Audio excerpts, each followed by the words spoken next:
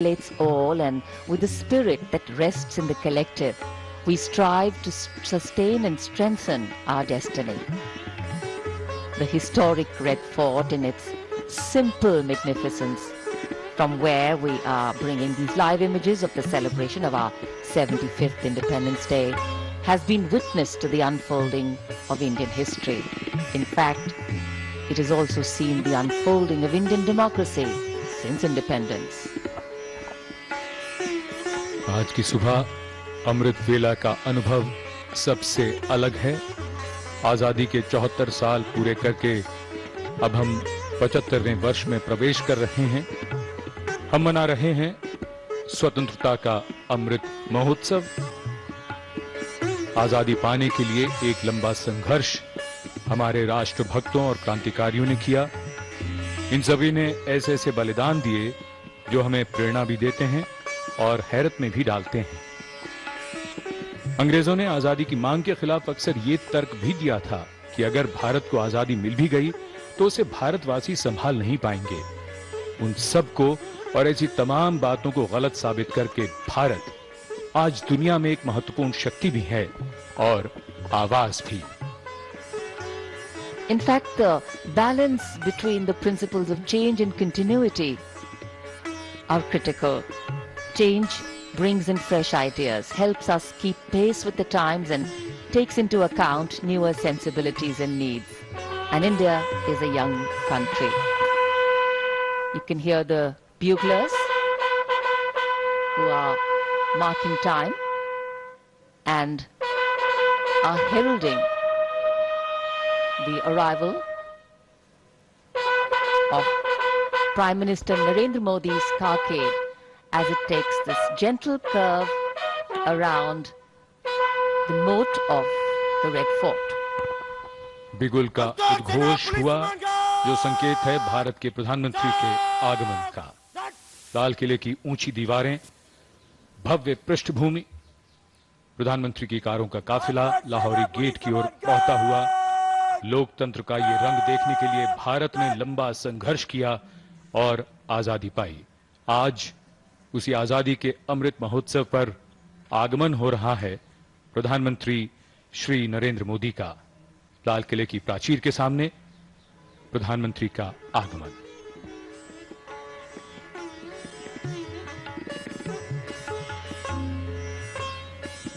माननीय प्रधानमंत्री को उनके आगमन पर स्वागत के पश्चात सम्मान गारद द्वारा सलामी दी जाएगी, जिसमें सेना के तीनों अंगों और दिल्ली पुलिस के एक अधिकारी और 20-20 जवान शामिल हैं।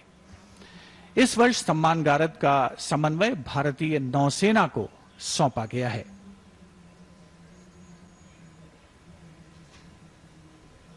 माननीय प्रधानमंत्री श्री नरेंद्र मोदी का आगमन ऐतिहासिक लाल किले पर स्वाधीनता दिवस का 75वां समारोह।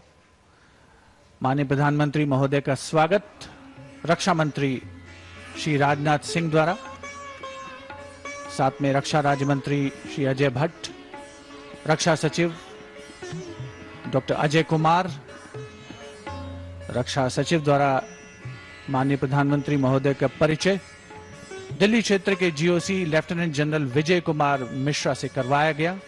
और अब माननीय प्रधानमंत्री सलामी मंच की ओर अग्रसर। अंतर सेना पुलिस समाज गार्ड, जनरल सलाम, सलाम, चल।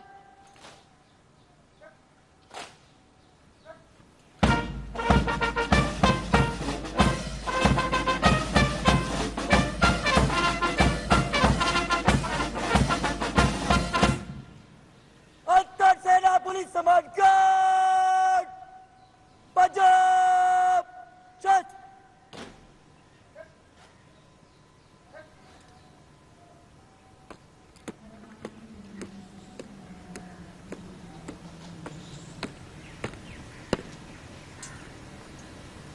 अंतर सेना पुलिस समाज गार्ड आपके निरीक्षण के लिए तैयार है श्रीमान।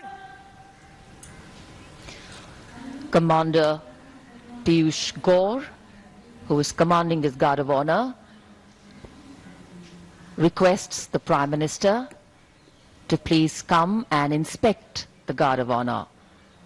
The Air Force Band positioned there will strike up a slow march.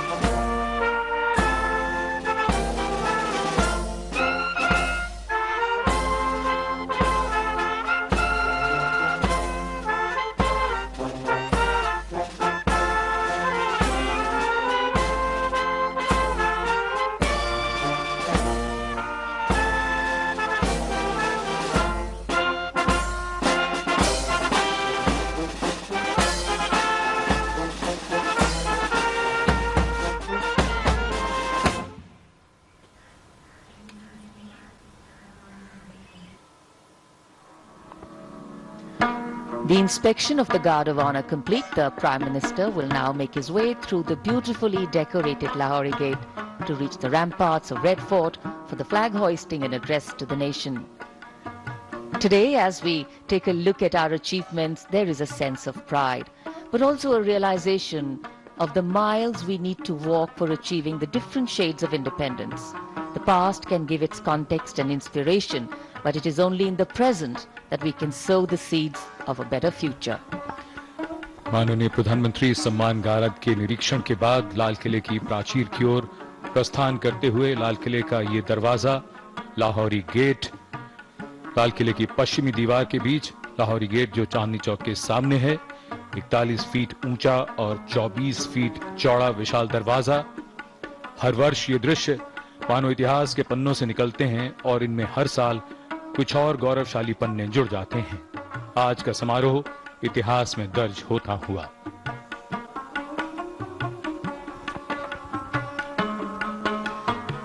Prime Minister Narendra Modi making his way towards the lift that takes him up to the first level of the ramparts. विशिष्ट अतिथि दीर्घा लाल किले की प्राचीर पर, जिसमें केंद्रीय मंत्रिमंडल के सदस्य, वरिष्ठ अधिकारी, विदेशी राजनयिक और साथ ही ओलंपिक खेलों में देश का मान बढ़ाने वाले वो एथलीट जो परचम फहराने की तमन्ना रखते हैं और उसे अंजाम तक पहुंचाते हैं। विश्व मानचित्र पर भारत की बैडमिंटन खिलाड़ी पीवी सिंधु, पहलवान रवि दहिया और बजरंग पूनिया, माननीय प्रधानमंत्री महोदय का प्राचीर पर आगमन, उनका स्वागत। Chief of defence staff general Bipin Rawat, उनके साथ थल सेना प्रमुख जनरल मनोज मुकुंद नरवणे, वायुसेना प्रमुख air chief marshal RKS Bhadauria और नौसेना प्रमुख एडमिरल करमबीर सिंह द्वारा। As the world gets more interconnected and interdependent, nations taking part in each other's celebrations, particularly national celebrations, has and continues to be a sign of goodwill and camaraderie. Foreign dignitaries, military attaches, diplomats and other special invitees were also present here to join the celebration of India's 75th Independence Day. In fact, this is just the beginning. From now till our Independence Day next year, that is in 2022, a series of events, projects and campaigns have been planned to celebrate 75 years of independence of the world's largest democracy. And as we take pride in being called the world's largest democracy, we all need to put in that extra effort, walk that extra mile and take on that extra load of discomfort to ensure that the principles of democratic functioning, dissent and diversity are maintained.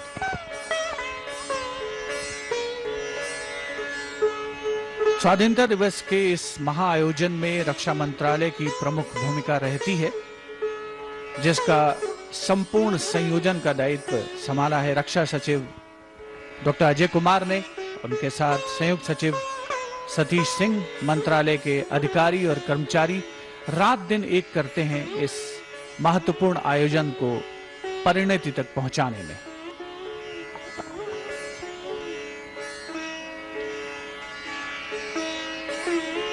this grand red sandstone fortress. Beautiful visuals you're seeing of Red Fort.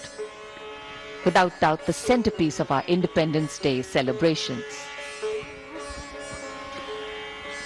लाल किले की प्राचीर के सामने जहां करीब 240 Olympians हैं, उनका support staff है, स्पोर्ट्स अथॉरिटी ऑफ इंडिया और स्पोर्ट्स फेडरेशन के अधिकारी हैं।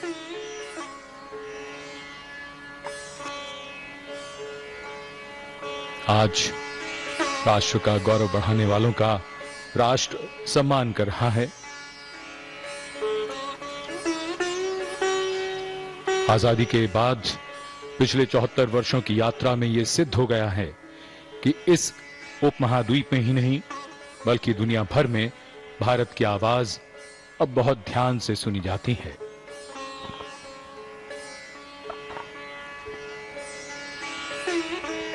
The country today is celebrating and participating in one more celebration of a day that holds in its memory and legacy the power and responsibility that come with freedom, the life force of democracy. The Red Fort, this is the place where the history of medieval India was crafted, and today it is a connect between the past and India's modern present. This rare living symbol telling its own story. This is where India's dreams merged during the First War of Independence in 1857, and 90 years later, on the 15th of August 1947, thousands gathered to watch Pandit Jawaharlal Nehru hoist the tricolour, marking the end of British rule. And today, it is from here that Prime Minister Narendra Modi will address the nation on its 75th Independence Day. ये वो Olympians हैं जो लाल किले की प्राचीर पर मौजूद हैं। मीराबाई चानू, जिन्होंने रजत पदक जीता भारोत्तोलन में, और भारत की दूसरी ऐसी महिला एथलीट जिन्होंने भारोत्तोलन में पदक दिलाया ओलंपिक खेलों में। वर्ष 2000 के सिडनी ओलंपिक खेलों में कर्नम मलेश्वरी ने कांस्य पदक जीता था। और लाल किले की प्राचीर के ठीक सामने 240 ओलंपियंस, खेल संघों से जुड़े पदाधिकारी, अधिकारी, प्रशिक्षक, उनके ठीक पीछे 550 एनसीसी कैडेट्स जो कि भविष्य की तस्वीर हैं, और विशिष्ट अतिथि दीर्घा लाल किले की प्राचीर पर, जिसमें केंद्रीय मंत्रिमंडल के सदस्य, वरिष्ठ अधिकारीगण, विदेशी राजनयिक सभी भारत के इस स्वाधीनता दिवस समारोह के साक्षी बन रहे हैं। A very special moment for us.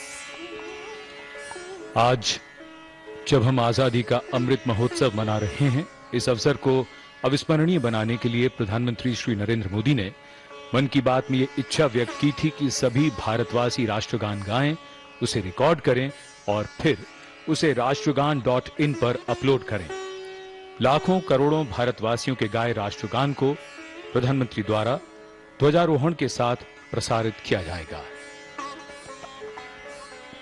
Also, the unfurling after the hoisting of the tricolour will synchronize with the 21-gun salute, as this whole place will reverberate with the booming guns. It will be fired by the valiant gunners of the elite 2233 Field Battery Ceremonial. The ceremonial battery is commanded by Lieutenant Colonel Jitendra Singh Mehta. The Prime Minister is now going to hoist the flag and address the nation. अंतर सेना police सम्मान guard, राष्ट्रीय सलाम, सलामत, सत।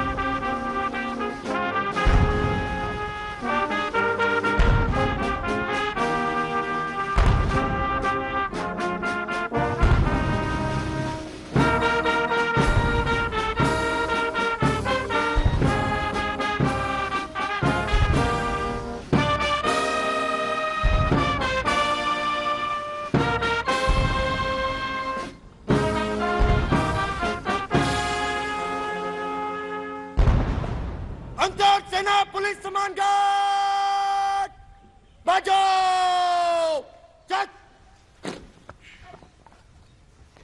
The venue still reverberating with the 21-gun salute. बगाल चल। अंतर सेना पुलिस सम्मान गार्ड बात चलेगा बात what.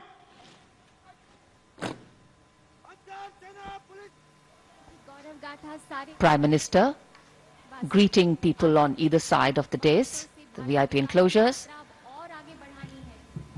And for the first time this year, as soon as the flag has been hoisted, flower petals will be showered at the venue by two Mi helicopters of the Indian Air Force in Amrit formation. Captain of the first helicopter will be Wing Commander Baldev Singh Bisht, and the second chopper will be commanded by Wing Commander Nikhil Mehrotra. आज के ऐतिहासिक अवसर को यादगार बनाते हुए करोड़ों भारतीयों के गाए राष्ट्रगान को ध्वजारोहण के समय एक साथ प्रसारित किया गया और इधर आकाश में दो Mi-17 हेलीकॉप्टर्स आकाश से पुष्प वर्षा करते हुए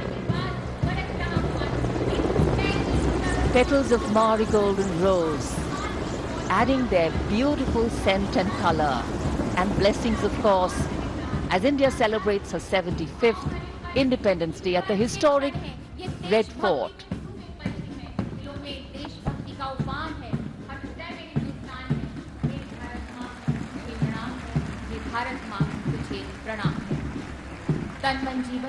स्वाधीनता दिवस समारोह के इतिहास में पहली बार आकाश से पुष्प वर्षा। भारत की अखंड एकता के नायक ही नहीं, विश्व एकता के नायक भी हैं, कोटि कोटि जनों के जननायक भी हैं।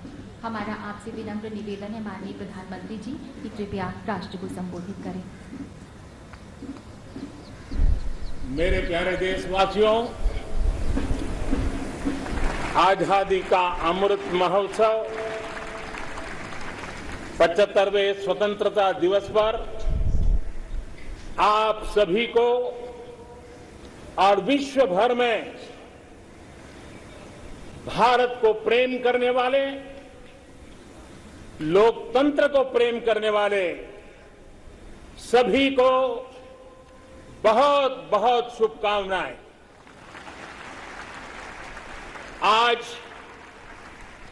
आजादी के अमृत महोत्सव के इस पावन पर्व पर देश अपने सभी स्वतंत्र सेनानियों को राष्ट्र रक्षा में अपने आप को दिन रात खपाने वाले, आहूत करने वाले वीर वीरांगनाओं को आज देश नमन कर रहा है।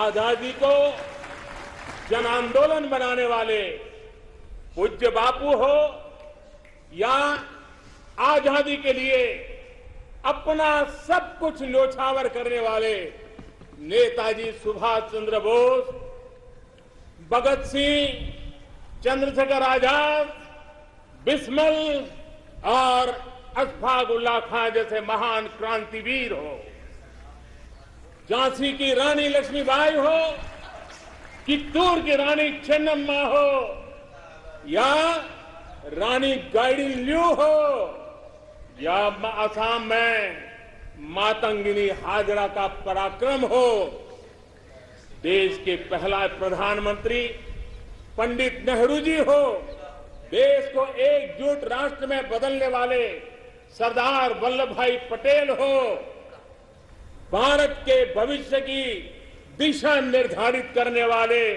रास्ता तय कराने वाले बाबा साहब आंबेडकर सहित देश हर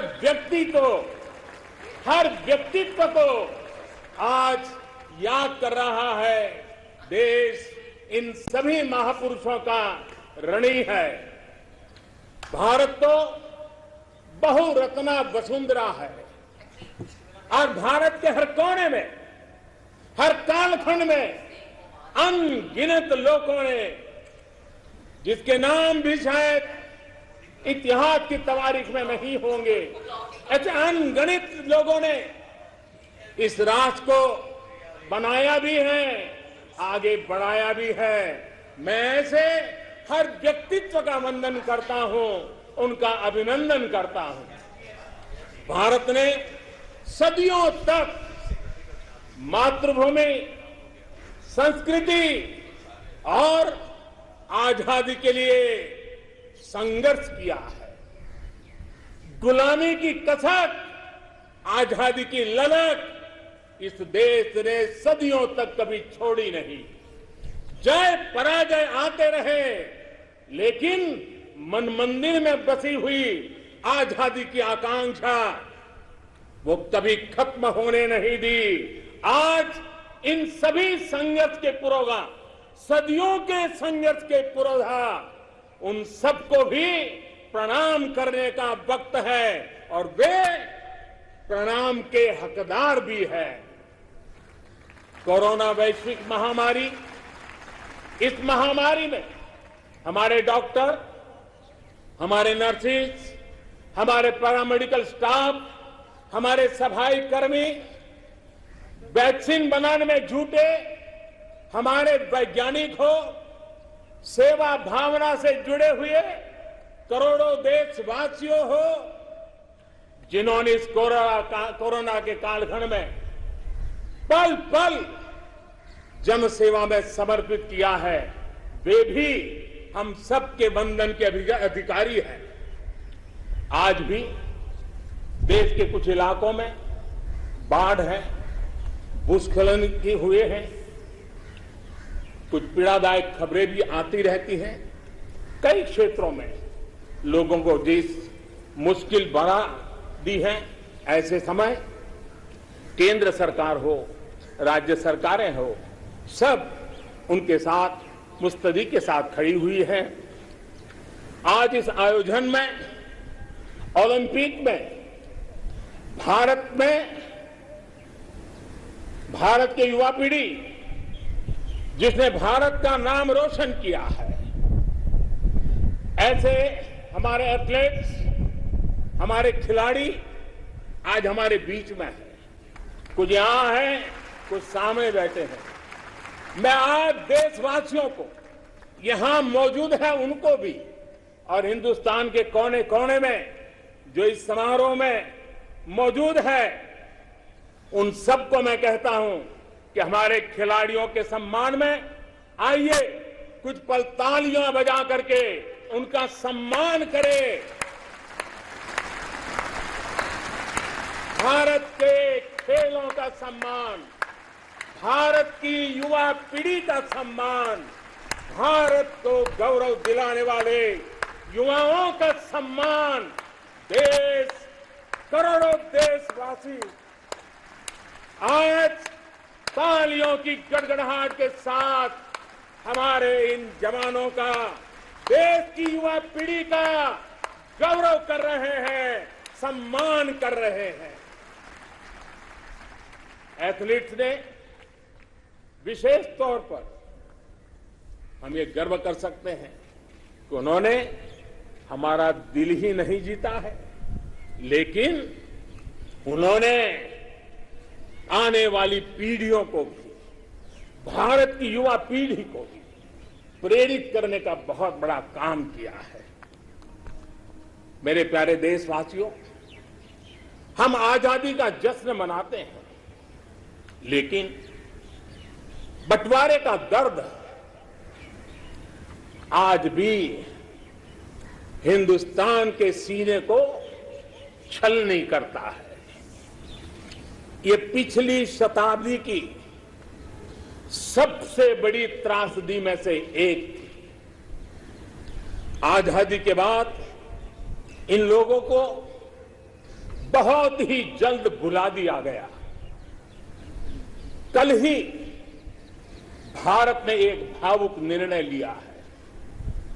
अब से हर वर्ष 14 अगस्त को विभाजन विभीषिका स्मृति दिवस के रूप में याद किया जाएगा। जो लोग विभाजन के समय अमानवीय हालात से गुजरे, जिन्होंने अत्याचार सहे, जिन्हें सम्मान के साथ अंतिम संस्कार तक नसीब नहीं हुआ, उन लोगों का हमारी स्मृतियों में जीवित रहना भी उतना ही जरूरी है। आजादी के 75वें दिवस, स्वतंत्रता के दिवस पर विभाजन विभीषिका स्मृति दिवस का तय होना ऐसे लोगों को हर भारतवासी की तरफ से आदर पूर्वक श्रद्धांजलि है। मेरे प्यारे देशवासियों, प्रगति पथ पर बढ़ रहे हमारे देश के सामने और विश्व में पूरी मानव जात के सामने कोरोना का ये कालखंड बहुत बड़ी चुनौती के रूप में आया है। भारतवासियों ने बहुत संयम, बहुत धैर्य इसके साथ इस लड़ाई को लड़ा भी है। इस लड़ाई में हमारे सामने अनेक चुनौतियां थी, लेकिन हर क्षेत्र में हम देशवासियों ने असाधारण गति से काम किया है। हमारे वैज्ञानिकों ने, हमारे उद्यमियों की ताकत का ही ये परिणाम है कि भारत को वैक्सीन के लिए आज किसी और देश पर हमें निर्भर नहीं होना पड़ा।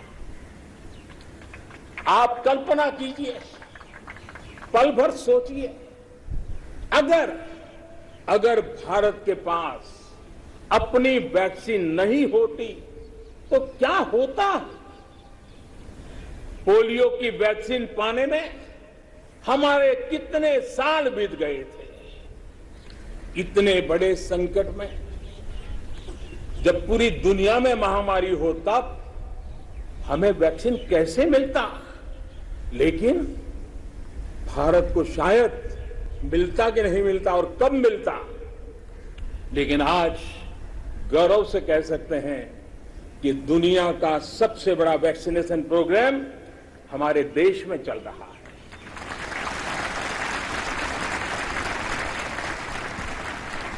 54 करोड़ से लोग, 54 करोड़ से ज्यादा लोग वैक्सीन डोज लगा चुके हैं। कोविन जैसी ऑनलाइन व्यवस्था, डिजिटल सर्टिफिकेट देने की व्यवस्था आज दुनिया को आकर्षित कर रही है। महामारी के समय भारत जिस तरह से 80 करोड़ देशवासियों को महीनों तक लगातार मुफ्त अनाज देकर के उनके गरीब के घर के चूल्हे को जलते रखा है, यह भी दुनिया के लिए एक अचरज भी है और चर्चा का विषय भी है। ये बात सही है कि अन्य देशों की तुलना में भारत में कम लोग संक्रमित हुए। ये भी सही है कि दुनिया के देशों की जनसंख्या की तुलना में भारत में हम अधिकतम मात्रा में हमारे नागरिकों को बचा सके, लेकिन ये हमारे लिए पीठ थपथपाने का विषय नहीं है, संतोष पाकर के सो जाने का विषय नहीं है। ये कहना कि कोई चुनौती नहीं थी, ये हमारे अपने विकास के आगे के रास्तों को बंद करने वाली सोच बन जाएगी। दुनिया के समृद्ध देशों की तुलना में हमारी व्यवस्थाएं कम है। विश्व के पास, समृद्ध देशों के पास जो है वो हमारे पास नहीं है।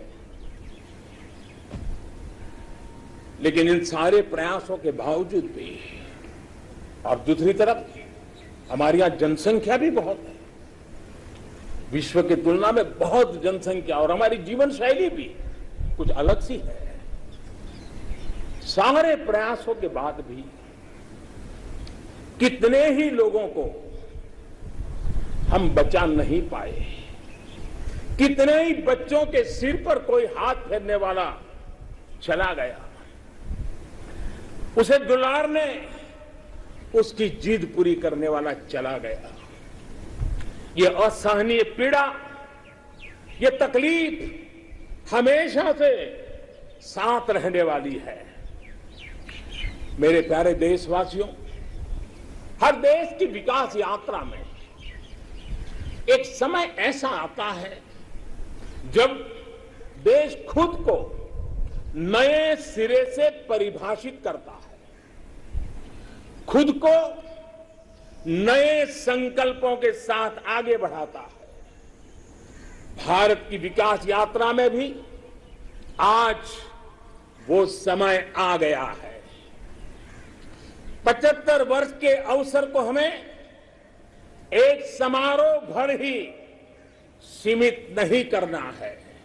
हमने नए संकल्पों को आधार बनाना है, नए संकल्पों को लेकर के चल पड़ना है।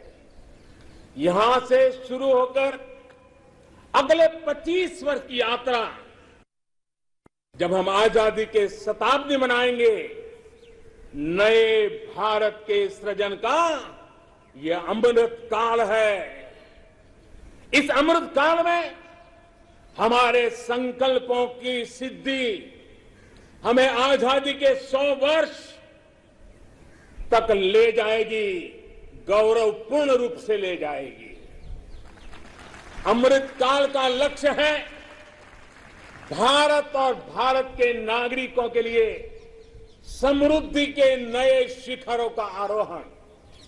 अमृत काल का लक्ष्य है एक ऐसे भारत का निर्माण जहां सुविधाओं का स्तर गांव और शहर को बांटने वाला न हो।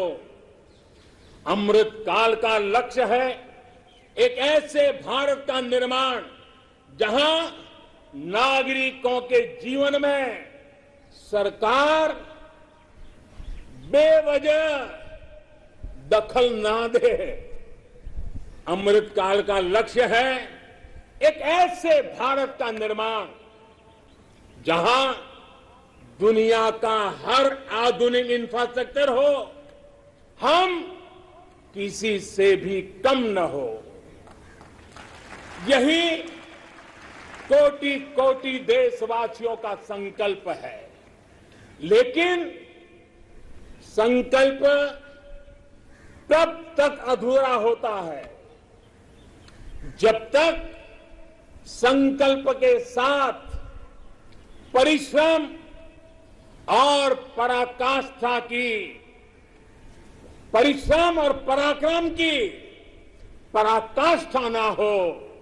इसलिए हमें हमारे सभी संकल्पों को परिश्रम और पराक्रम की पराकाष्ठा करके सिद्ध करके ही रहना है। और ये सपने, ये संकल्प अपनी सीमाओं के पार सुरक्षित और समृद्ध विश्व के लिए भी प्रभावी योगदान के लिए है। अमृतकाल 25 वर्ष का है, लेकिन हमें अपने लक्ष्यों की प्राप्ति के लिए इतना लंबा इंतजार भी नहीं करना है।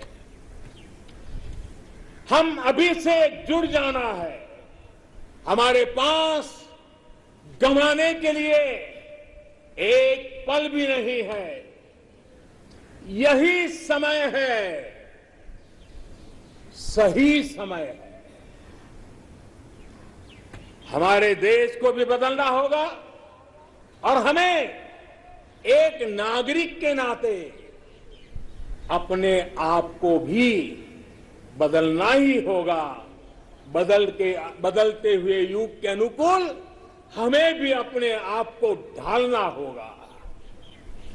सबका साथ, सबका विकास, सबका विश्वास, इसी श्रद्धा के साथ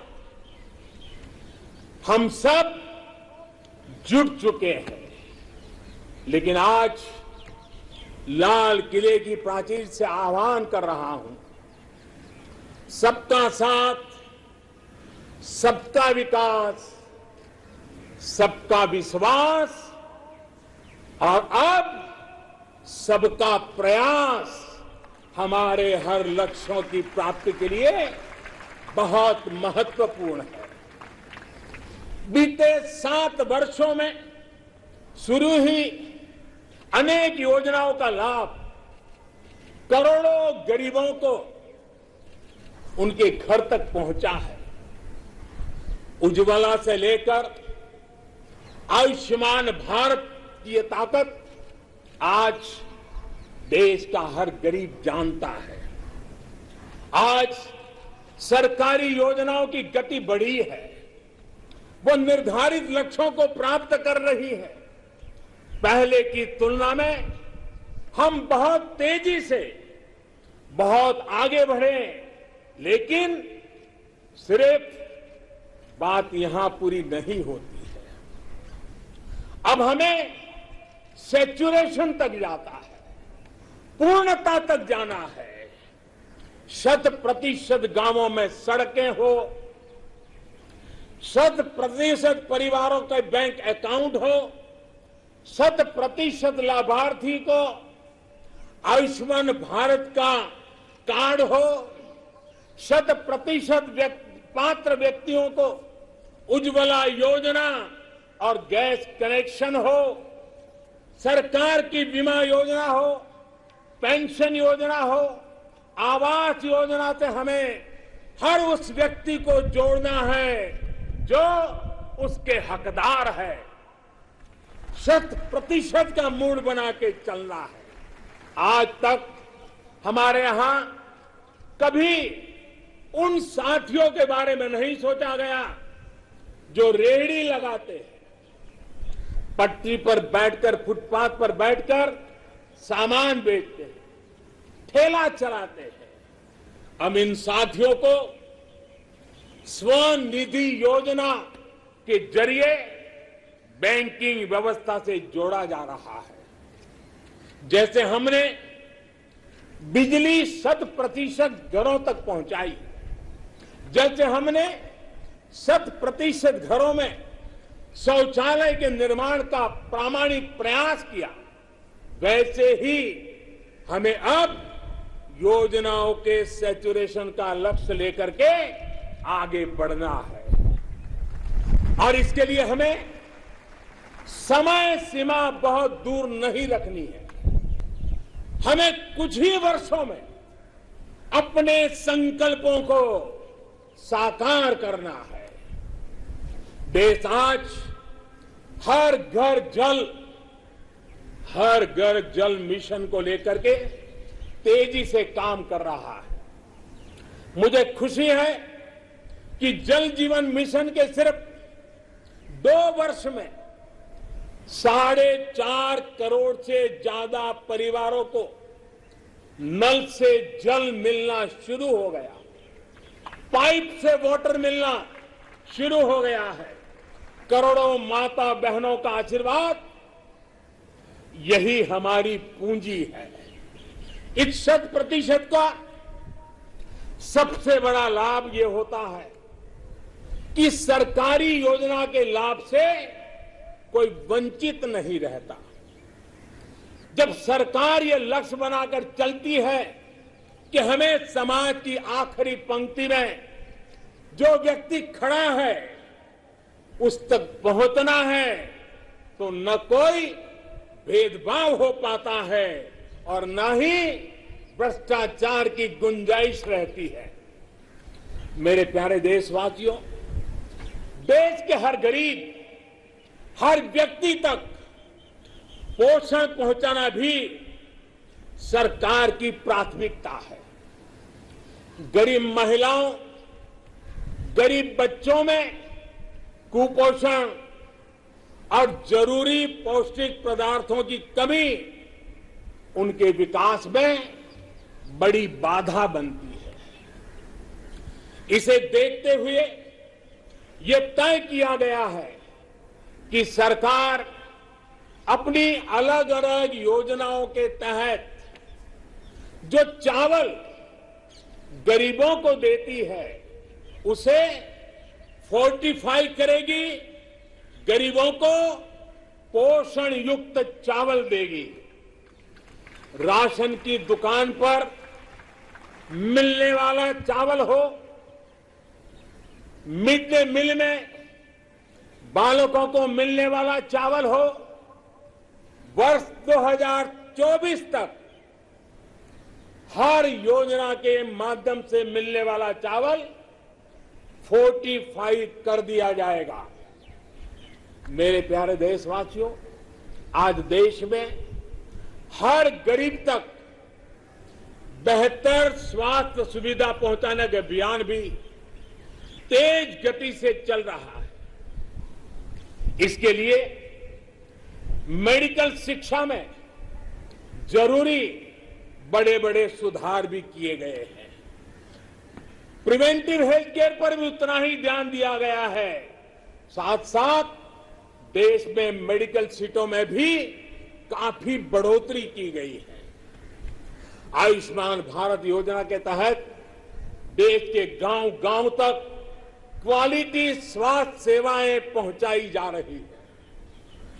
जन औषधि योजना के माध्यम से गरीब को, मध्यम वर्ग को सस्ती दवाइयां उपलब्ध कराई जा रही है। अभी तक 75,000 से ज्यादा हेल्थ एंड वेलनेस सेंटर्स बनाए जा चुके हैं। अब ब्लॉक स्तर पर अच्छे अस्पतालों और आधुनिक लैब के नेटवर्क पर विशेष रूप से काम किया जा रहा है। बहुत जल्द देश के हजारों अस्पतालों के पास अपने ऑक्सीजन प्लांट भी होंगे। मेरे प्यारे देशवासियों, 21वीं सदी में भारत को नई ऊंचाई पर पहुंचाने के लिए भारत के सामर्थ्य का सही इस्तेमाल, पूरा इस्तेमाल, ये समय की मांग है, बहुत जरूरी है। इसके लिए जो वर्ग पीछे है, जो क्षेत्र पीछे है, उनकी हैंड होल्डिंग करनी ही होगी। मूलभूत जरूरतों की चिंता के साथ ही दलितों, पिछड़ों, आदिवासियों, सामान्य वर्ग के गरीबों के लिए आरक्षण सुनिश्चित किया जा रहा है। अभी हाल ही में मेडिकल शिक्षा के क्षेत्र में ऑल इंडिया कोटे में ओबीसी वर्ग में को आरक्षण की व्यवस्था भी की गई है। संसद में कानून बनाकर ओबीसी से जुड़ी सूची बनाने का अधिकार राज्यों को दे दिया गया है। मेरे प्यारे देशवासियों, जैसे हम ये सुनिश्चित कर रहे हैं कि समाज की विकास यात्रा में कोई व्यक्ति ना छूटे, कोई वर्ग ना छूटे, वैसे ही देश का कोई भूभाग, देश का कोई कोना भी पीछे नहीं छूटना चाहिए। विकास सर्वांगी होना चाहिए, विकास सर्वस्पर्शी होना चाहिए, विकास सर्वसमावेशक होना चाहिए। देश के ऐसे क्षेत्रों को आगे लाने के लिए पिछले 7 वर्षों में जो प्रयास किए गए हैं, अब उसे और तेजी देने की दिशा में हम आगे बढ़ रहे हैं। हमारा पूर्वी भारत, नॉर्थ ईस्ट, जम्मू कश्मीर, लद्दाख सहित पूरा हिमालय का क्षेत्र हो, हमारी कोस्टल बेल्ट या फिर आदिवासी अंचल हो, ये भविष्य में भारत के विकास का, भारत की विकास यात्रा का बहुत बड़ा आधार बनने वाले हैं। आज नॉर्थ ईस्ट में कनेक्टिविटी का नया इतिहास लिखा जा रहा है। ये कनेक्टिविटी दिलों की भी है, और इंफ्रास्ट्रक्चर की भी है। बहुत जल्द नॉर्थ ईस्ट के सभी राज्यों की राजधानियों को रेल सेवा से जोड़ने का काम पूरा होने वाला है। एक्ट ईस्ट पॉलिसी के तहत आज नॉर्थ ईस्ट बांग्लादेश, म्यांमार और दक्षिण पूर्वी एशिया से भी कनेक्ट हो रहा है। बीते वर्षों में जो प्रयास हुए हैं उसकी वजह से हम नॉर्थ ईस्ट में स्थायी शांति के लिए, श्रेष्ठ भारत के निर्माण के लिए उत्साह अनेक गुना बढ़ा हुआ है। नॉर्थ ईस्ट से वहां पर tourism, adventure sports, organic farming, herbal medicine, oil palm, इसका पोटेंशियल बहुत बड़ी मात्रा में है। हमें पूरी तरह इस पोटेंशियल को निखारना होगा, देश की विकास यात्रा का हिस्सा बनाना होगा और हमें ये काम अमृत काल के कुछ दशक में ही पूरा करना है। सभी के सामर्थ्य को उचित अवसर देना, यही लोकतंत्र की असली भावना है। जम्मू हो या कश्मीर, विकास का संतुलन अब जमीन पर दिख रहा है। जम्मू कश्मीर में ही डिलिमिटेशन कमीशन का गठन हो चुका है और भविष्य में विधानसभा चुनावों के लिए भी तैयारियां चल रही है। लद्दाख भी विकास की अपनी असीम संभावनाओं की तरफ आगे बढ़ चला है। एक तरफ लद्दाख आधुनिक इंफ्रास्ट्रक्चर का निर्माण होते देख रहा है, तो वहीं दूसरी तरफ सिंधु सेंट्रल यूनिवर्सिटी लद्दाख को उच्च शिक्षा का, हायर एजुकेशन का केंद्र भी बना रही है। 21वीं सदी के इस दशक में भारत ब्लू इकोनॉमी के अपने प्रयासों को और तेजी देगा। हमें एक्वा कल्चर के साथ साथ सीवीड की खेती में बने जो नई संभावना बन रही है, उन संभावनाओं का भी पूरा लाभ उठाना है। डीप ओशन मिशन समंदर की असीम संभावनाओं को तलाशने की हमारी महत्वाकांक्षा का प्रमाण है। जो खनिज संपदा समंदर के में छिपी हुई है, जो थर्मल एनर्जी समंदर के पानी में है, और वो देश के विकास को नई बुलंदी दे सकती है। देश के जिन जिलों के लिए ये माना गया था कि ये पीछे रह गए, हमने उनकी आकांक्षाओं को भी जगाया है। देश में 110 से अधिक आकांक्षी जिले, एस्पिरेशनल डिस्ट्रिक्ट जिलों में शिक्षा, स्वास्थ्य, पोषण, सड़क, रोजगार से जुड़ी योजनाओं को प्राथमिकता दी जा रही है। इनमें से अनेक जिले हमारे आदिवासी अंचल में हैं। हमने इन जिलों के बीच विकास की एक तंदुरुस्त स्पर्धा का एक उत्साह पैदा किया है। ये आकांक्षी जिले भारत के अन्य जिलों की बराबरी तक पहुंचे, उस दिशा में तेज स्पर्धा चल रही है। मेरे प्यारे देशवासियों, अर्थ जगत में पूंजीवाद और समाजवाद, इसकी चर्चा तो बहुत होती है, लेकिन भारत सहकारवाद पर भी बल देता है। सहकारवाद हमारी परंपरा, हमारी संस्कारों के भी अनुकूल है।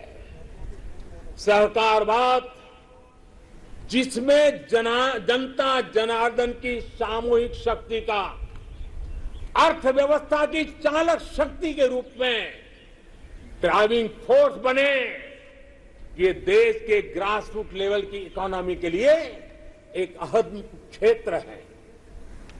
कोऑपरेटिव ये सिर्फ कानून नियमों की जंजाल वाली एक व्यवस्था नहीं है, बल्कि कोऑपरेटिव एक स्पिरिट है, कोऑपरेटिव एक संस्कार है, एक कोऑपरेटिव एक सामूहिक चलने की मनः प्रवृत्ति है। उनका सशक्तिकरण हो, इसके लिए हमने अलग मंत्रालय बनाए कर इस दिशा में कदम उठाया है और राज्यों के अंदर जो सहकारी क्षेत्र है उसको जितना ज्यादा बल दे सके वो बल देने के लिए हमने ये कदम उठाया है। मेरे प्यारे देशवासियों, इस दशक में हमने गांवों में नई अर्थव्यवस्था के निर्माण के लिए पूरी शक्ति लगानी होगी। आज हम अपने गांवों को तेजी से परिवर्तित होते देख रहे हैं।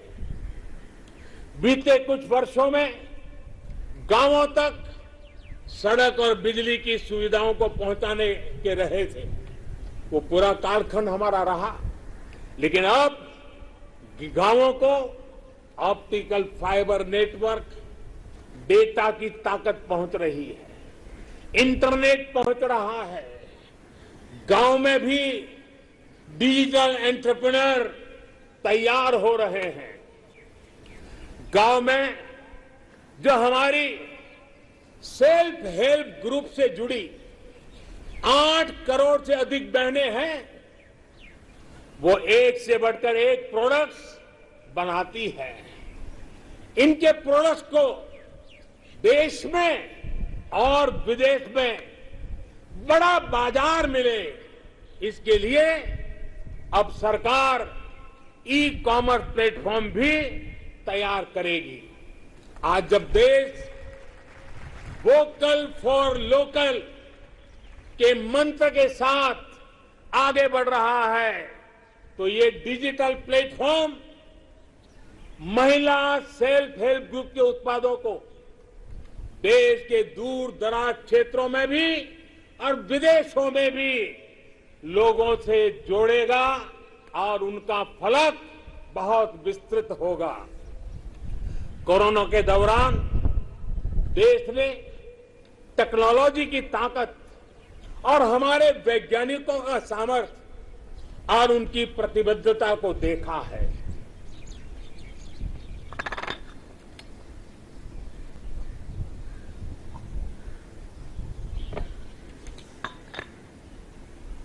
देश के हर क्षेत्र में हमारे वैज्ञानिक बहुत सूझबूझ से काम कर रहे हैं। अब समय आ गया है कि हम अपने कृषि क्षेत्र में भी वैज्ञानिकों की क्षमताओं और उनके सुझावों को भी हमारे एग्रीकल्चर सेक्टर में जोड़ें। अब हम ज्यादा इंतजार नहीं कर सकते हैं और हमें इसका पूरा लाभ भी उठाना है। ये देश को खाद्य सुरक्षा देने के साथ फल, सब्जियां और अनाज का उत्पादन बढ़ाने में बहुत बड़ी मदद मिलेगी और हम विश्व तक पहुंचने के लिए अपने आप को मजबूती से आगे बढ़ाएंगे। इन प्रयासों के बीच हमें कृषि सेक्टर की एक बड़ी चुनौती की भी और ध्यान देना है। ये चुनौती है गांव के लोगों के पास कम होती जमीन। बढ़ती हुई आबादी के साथ परिवार में जो बंटवारे हो रहे हैं उसकी वजह से किसानों की जमीन छोटी छोटी से छोटी होती जा रही है। देश के 80% से ज्यादा किसान ऐसे हैं जिनके पास 2 हेक्टेयर से भी कम जमीन है। 2 हेक्टेयर से भी कम। पहले जो देश में नीतियां थी, और हम देखें 100 में से 80 किसान, उनके पास 2 हेक्टेयर से भी कम जमीन, यानी देश का किसान एक प्रकार से छोटा किसान है। पहले जो देश में नीतियां बनी, उनमें इन छोटे किसानों को जितनी प्राथमिकता देनी चाहिए थी, उन पर जितना ध्यान केंद्रित करना चाहिए था, वो रह गया। अब देश में इन्हीं छोटे किसानों को ध्यान में रखते हुए कृषि सुधार किए जा रहे हैं, निर्णय लिए जा रहे हैं।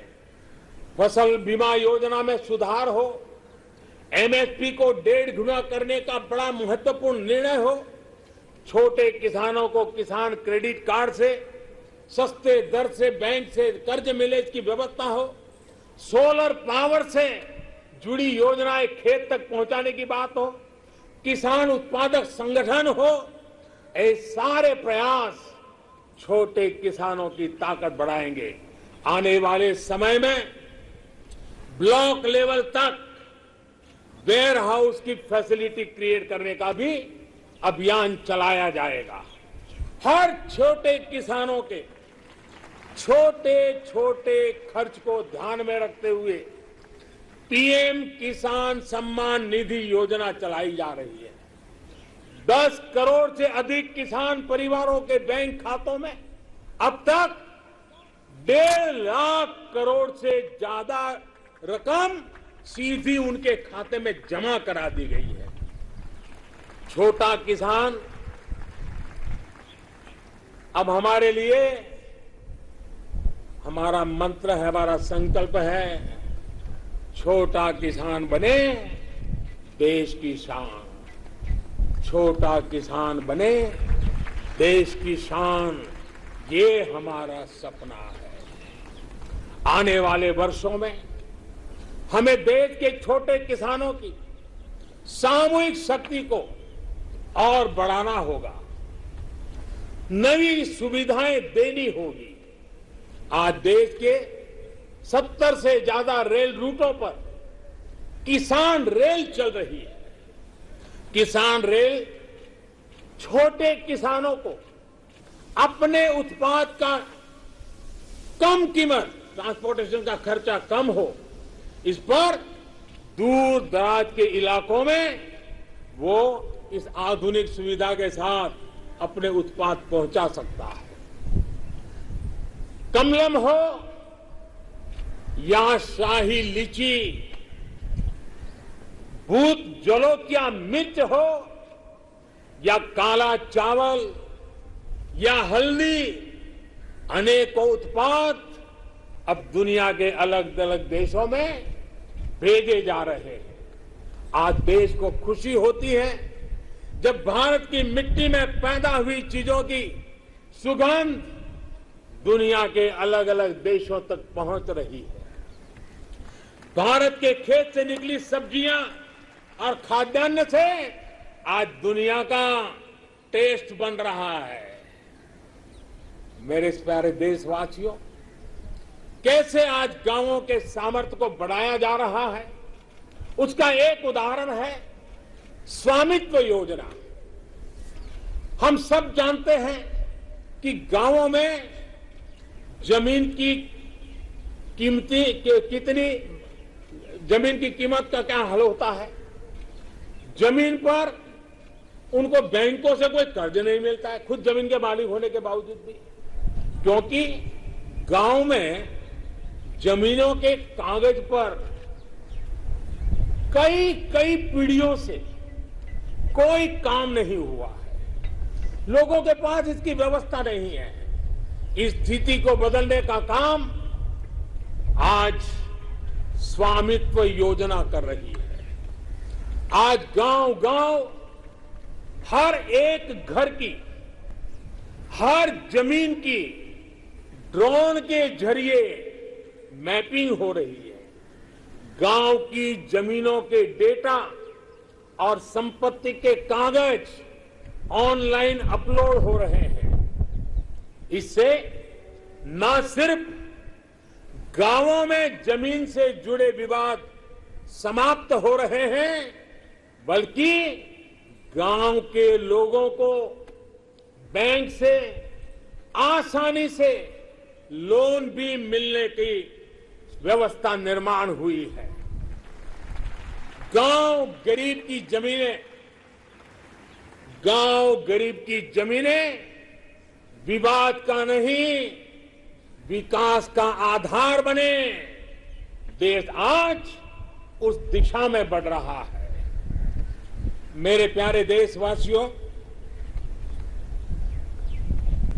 स्वामी विवेकानंद जी जब भारत के भविष्य की बात करते थे, अपनी आंखों के सामने मां भारती की भव्यता का जब वो दर्शन करते थे, तब वो कहते थे, जहां तक हो सके अतीत की ओर देखो, जहां तक हो सके अतीत की ओर देखो। पीछे जो चीर नूतन झरना बह रहा है, पीछे जो चीर नूतन झरना बह रहा है, अखंड उसका जल पियो। और उसके बाद देखिए स्वामी विवेकानंद जी की विशेषता, उसके बाद सामने की ओर देखो, आगे बढ़ो और भारत को पहले से भी कहीं ज्यादा उज्जवल, महान, श्रेष्ठ बनाओ। आजादी के 75वें वर्ष में हमारा दायित्व है कि अब हम देश के असीम सामर्थ्य पर विश्वास करते हुए आगे बढ़े। हमें मिलकर काम करना होगा नेक्स्ट जनरेशन इंफ्रास्ट्रक्चर के लिए। हमें मिलकर काम करना होगा वर्ल्ड क्लास मैन्युफैक्चरिंग के लिए। हमें मिलकर काम करना होगा कटिंग एज इनोवेशंस के लिए। हमें मिलकर काम करना होगा न्यू एज टेक्नोलॉजी के लिए। मेरे प्यारे देशवासियों, आधुनिक विश्व में प्रगति की बुनियाद आधुनिक इंफ्रास्ट्रक्चर पर खड़ी होती है। ये मध्यम वर्ग की आवश्यकताओं, आकांक्षाओं की भी पूर्ति करते हैं। कमजोर इंफ्रास्ट्रक्चर का बहुत बड़ा नुकसान विकास की गति को भी होता है, शहरी मध्यम वर्ग को भी होता है। मेरे प्यारे देशवासियों, इसी बात को समझते हुए जल, थल, नभ हर क्षेत्र में देश ने असाधारण स्पीड और स्केल पर काम करके दिखाया है। नए जलमार्ग, वाटरवेज हो, नए नए स्थानों को सी प्लेन से जोड़ना हो, देश में बहुत तेजी से काम चल रहा है। भारतीय रेलवे भी तेजी से आधुनिक अवतार में ढल रही है। देश ने संकल्प लिया है कि आजादी के अमृत महोत्सव आपको मालूम होगा, हमने इस आजादी के अमृत महोत्सव को 75 सप्ताह तक मनाना तय किया है। 12 मार्च से शुरू हुआ है और 2023 15 अगस्त तक इसको चलाना है। उत्साह भर से आगे बढ़ना है और इसलिए देश ने एक बहुत महत्वपूर्ण फैसला लिया है। आजादी के अमृत महोत्सव के 75 सप्ताह में, इन 75 सप्ताह में 75 वंदे भारत ट्रेनें देश के हर कोने को आपस से जोड़े करके रही होगी। आज जिस गति से देश में नए एयरपोर्ट का निर्माण हो रहा है, उड़ान योजना दूर दराज के इलाकों को जोड़ रही है, यह अभूतपूर्व है। आज हम देख रहे हैं कि कैसे बेहतर एयर कनेक्टिविटी लोगों के सपनों को नई उड़ान देती है। मेरे प्यारे देशवासियों, भारत को आधुनिक इंफ्रास्ट्रक्चर के साथ ही इंफ्रास्ट्रक्चर निर्माण में होलिस्टिक अप्रोच, इंटीग्रेटेड अप्रोच अपनाने की बहुत जरूरत है। भारत आने वाले कुछ ही समय में प्रधानमंत्री गति शक्ति का नेशनल मास्टर प्लान, उसको देश के सामने करोड़ों देशवासियों को सपना करने वाली एक बहुत बड़ी योजना लेकर के हम आपके सामने आने वाले हैं, उसको लॉन्च करने वाले हैं। 100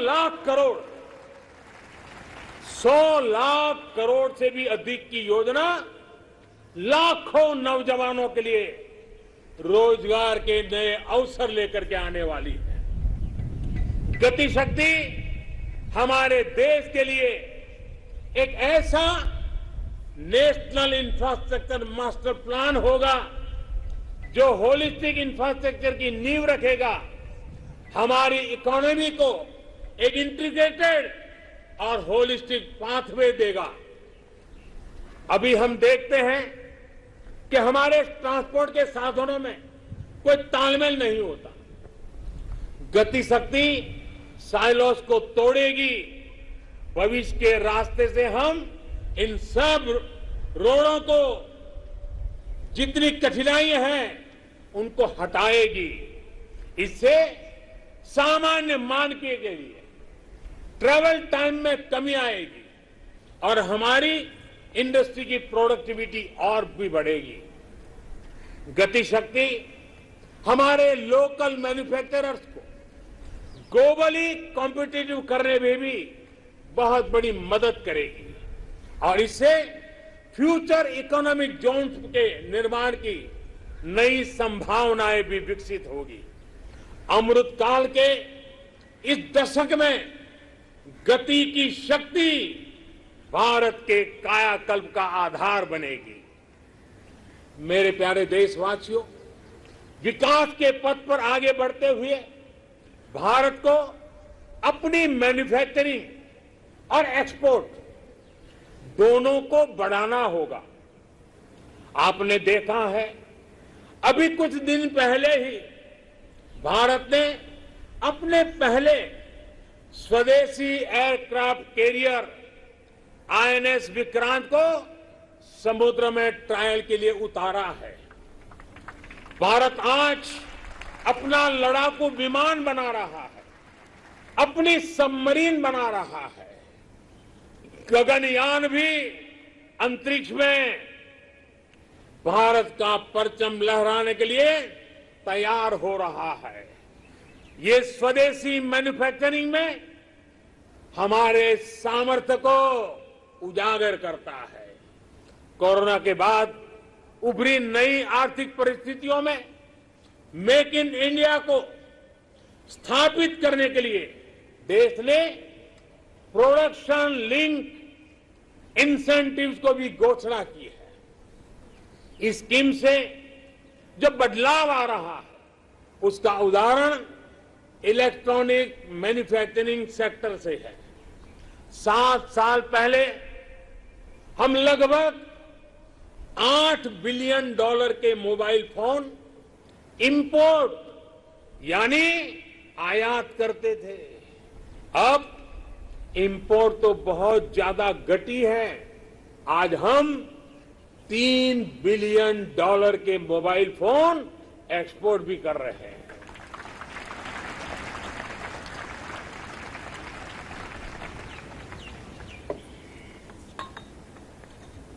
आज जब हम हमारे मैन्युफैक्चरिंग सेक्टर को गति मिल रही है, तो हमें ये ध्यान रखना है कि हम भारत में जो बनाएं, उसे हमें बेस्ट क्वालिटी के साथ ग्लोबल कंपटीशन में टिके और हो सके तो एक कदम आगे बढ़ें, ये तैयारी करनी है और ग्लोबल मार्केट को हमने टारगेट करना है।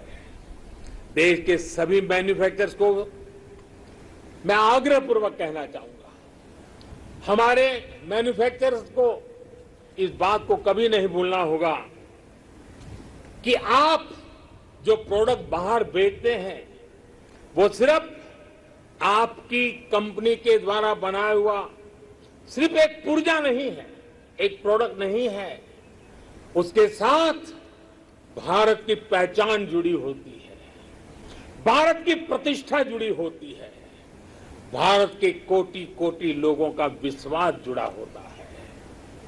मेरे प्यारे देशवासियों, मैं इसलिए मैन्युफैक्चरर्स को कहता हूं, आपका हर एक प्रोडक्ट भारत का ब्रांड एम्बेसडर है। जब तक वो प्रोडक्ट इस्तेमाल में ले आया जाता रहेगा, उसे खरीदने वाला कहेगा, बड़े गर्व से कहेगा, सीना तान करके कहेगा, हाँ ये मेड इन इंडिया है। ये मिजाज चाहिए। अब आपके मन में दुनिया के मार्केट में छा जाने का सपना होना चाहिए। इस सपने को पूरा करने के लिए सरकार हर तरह से आपके साथ खड़ी है। मेरे प्यारे देशवासियों, आज देश के अलग अलग सेक्टर्स और देश के छोटे शहरों में भी, टियर 2, टियर 3 सिटीज में भी नए नए स्टार्टअप बन रहे हैं। उनकी भारतीय प्रोडक्ट्स को अंतर्राष्ट्रीय बाजार में जाने में बड़ी भूमिका भी है। सरकार अपने इन स्टार्टअप्स के साथ पूरी ताकत के साथ खड़ी है। उन्हें आर्थिक मदद देना हो, टैक्स में छूट देना हो, उनके लिए नियमों को सरल बनाना हो, सब कुछ किया जा रहा है। हमने देखा है कोरोना के इस कठिन काल में ही हजारों नए स्टार्टअप्स उभर करके आए हैं। बड़ी सफलता से वे आगे बढ़ रहे हैं। कल के स्टार्टअप आज के यूनिकॉर्न बन रहे हैं। इनकी मार्केट वैल्यू हजारों करोड़ रुपए तक पहुंच रही है। ये देश में नए प्रकार के वेल्थ क्रिएटर्स हैं। ये अपने यूनिक आइडियाज की शक्ति से अपने पैरों पर खड़े हो रहे हैं, आगे बढ़ रहे हैं और दुनिया को छा जाने का सपना लेकर के चल रहे हैं। इस दशक में भारत के स्टार्टअप इकोसिस्टम, इसको हम पूरी दुनिया में सर्वश्रेष्ठ बनाएं। हमें इस दिशा में काम करना है, हमें रुकना नहीं है। मेरे प्यारे देशवासियों, बड़े परिवर्तन लाने के लिए, बड़े रिफॉर्म के लिए राजनीतिक इच्छा शक्ति, पॉलिटिकल विल की जरूरत होती है। आज दुनिया देख रही है कि भारत में राजनीतिक इच्छा शक्ति की कोई कमी नहीं है। रिफॉर्म्स को लागू करने के लिए गुड और स्मार्ट गवर्नेंस चाहिए। आज दुनिया इस बात की भी साक्षी है कि कैसे भारत अपने यहां गवर्नेंस का नया अध्याय लिख रहा है। अमृत काल के इस दशक में हम नेक्स्ट जनरेशन रिफॉर्म्स को, और उसमें हमारी प्राथमिकता होगी नागरिकों को जो कुछ मिलना चाहिए, जो सर्विस डिलीवरी है, वो लास्ट माइल तक, लास्ट व्यक्ति तक सीमलेसली, बिना झिझक, बिना कठिनाई से उसको पहुंचे। देश के समग्र विकास के लिए लोगों के जीवन में सरकार और सरकारी प्रक्रियाओं का बेवजह दखल समाप्त करना ही होगा। पहले के समय सरकार खुद ही ड्राइविंग सीट पर बैठ गई थी। ये उस समय की शायद मांग रही होगी, लेकिन अब समय बदल चुका है। बीते 7 वर्षों में देश में इसके लिए प्रयास भी बढ़ा है कि देश के लोगों को अनावश्यक कानूनों के जाल, अनावश्यक प्रक्रियाओं के जाल से मुक्ति दिलाए जाए। अब तक देश के सैकड़ों पुराने कानूनों को समाप्त किया जा चुका है। कोरोना के इस कालखंड में भी सरकार ने 15,000 से ज्यादा कंप्लायंसेस को समाप्त किया है। अब आप देखिए, आपको भी अनुभव होगा, कोई एक छोटा सरकारी काम हो, ढेर सारे कागज, बार बार कागज, एक ही जानकारी अनेक बार, यही चलता रहा है। 15,000 कंप्लायंसेस को हमने खत्म किया है। आप सोचिए, 200 साल पहले, एक उदाहरण मैं देना चाहता हूं, 200 साल पहले हमारे यहां एक कानून चला आ रहा है। 200 साल यानी 1857 से भी पहले से, जिसकी वजह से देश के नागरिक को मैपिंग यानी नक्शा बनाने की स्वतंत्रता नहीं थी। अब विचार कीजिए, 1857 से चल रहा है। नक्शा बनाना है तो सरकार को पूछिए, नक्शा किसी किताब में छापना है तो सरकार से पूछिए, नक्शा खो जाने पर गिरफ्तारी का भी उसमें प्रावधान है। आजकल हर फोन में मैप का ऐप है। सैटेलाइट की इतनी ताकत है कि फिर ऐसे कानूनों का बोझ सिर पर लेकर देश को आगे कैसे बढ़ाएंगे हम। कंप्लायंसेस का ये बोझ उतरना बहुत जरूरी है। मैपिंग की बात हो, स्पेस की बात हो, इंफॉर्मेशन टेक्नोलॉजी की बात हो, बीपीओ की बात हो, जैसे अनेक सेक्टरों में बहुत सारे रेगुलेशन को हमने समाप्त कर दिया है। मेरे प्यारे देशवासियों, बेवजह कानूनों की जकड़ से मुक्ति, ईज ऑफ लिविंग, साथ साथ ईज ऑफ डूइंग बिजनेस, दोनों के लिए बहुत ही जरूरी है। हमारे देश के उद्योग और व्यापार आज इस बदलाव को महसूस कर रहे हैं। आज दर्जनों श्रम कानून सिर्फ 4 कोड में समा चुके हैं। टैक्स से जुड़ी व्यवस्थाओं को भी अब आसान और फेसलेस किया गया है। इस तरह के रिफॉर्म सिर्फ सरकार तक सीमित ना रहे, बल्कि ग्राम पंचायत और नगर निगमों, नगर पालिकाओं तक पहुंचे। इस पर देश की हर व्यवस्था को मिलकर के काम करना होगा। मैं जो आह्वान कर रहा हूं और बड़े आग्रह से कर रहा हूं, केंद्र हो या राज्य, सभी के विभागों से मैं कह रहा हूं, सभी सरकारी कार्यालयों से कह रहा हूं, अपने यहां नियमों, प्रक्रियाओं की समीक्षा का अभियान चलाइए।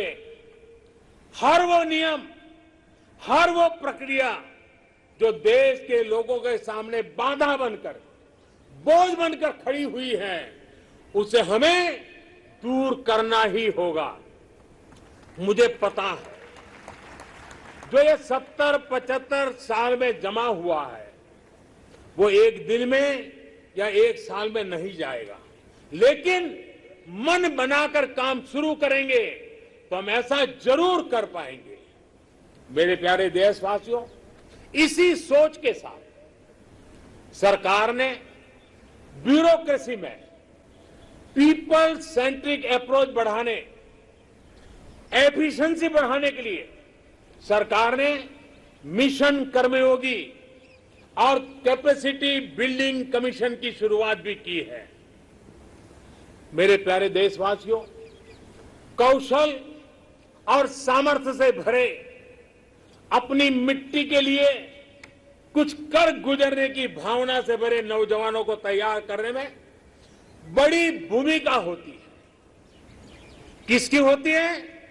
बड़ी भूमिका होती है हमारी शिक्षा की, हमारी शिक्षा व्यवस्था की, हमारी शिक्षा परंपरा की। आज देश के पास 21वीं सदी की जरूरतों को पूरा करने वाली नई राष्ट्रीय शिक्षा नीति भी है।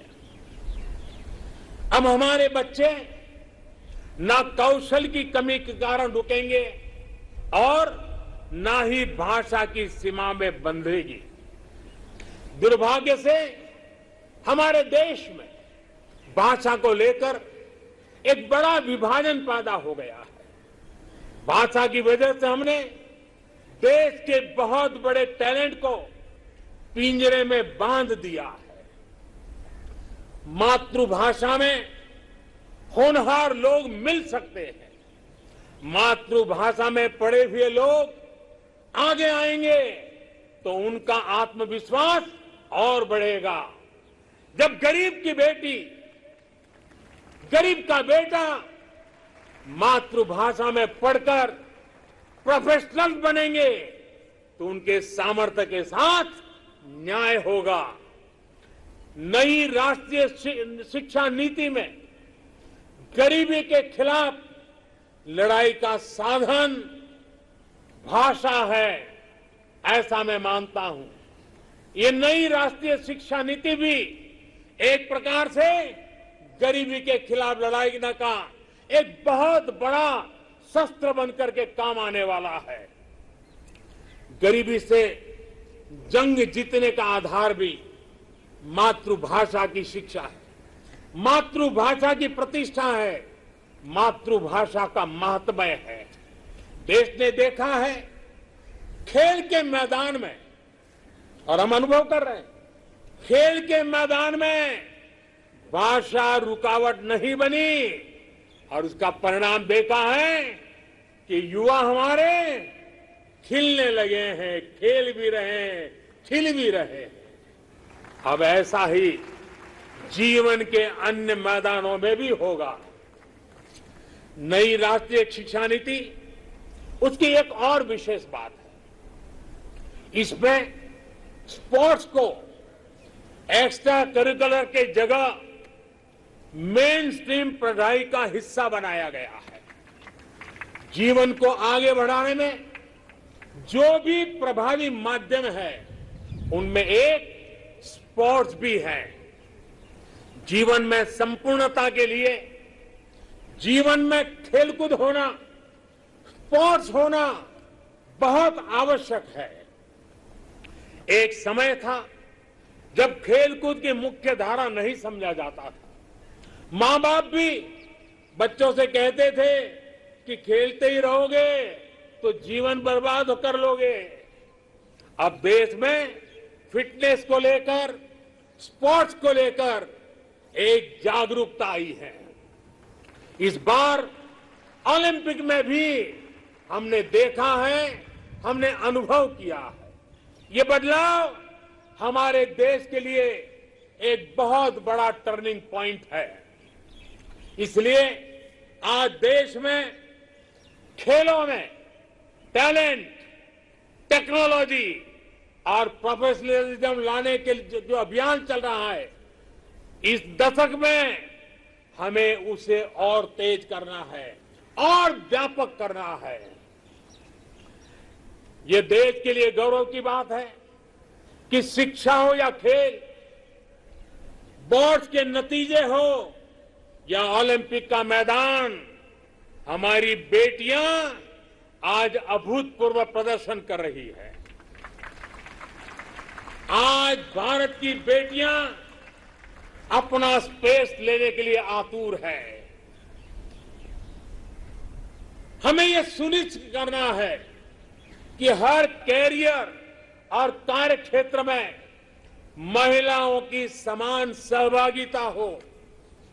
हमें यह सुनिश्चित करना है कि सड़क से लेकर वर्क प्लेस तक में हर जगह पे महिलाओं में सुरक्षा का एहसास हो, सम्मान का भाव हो।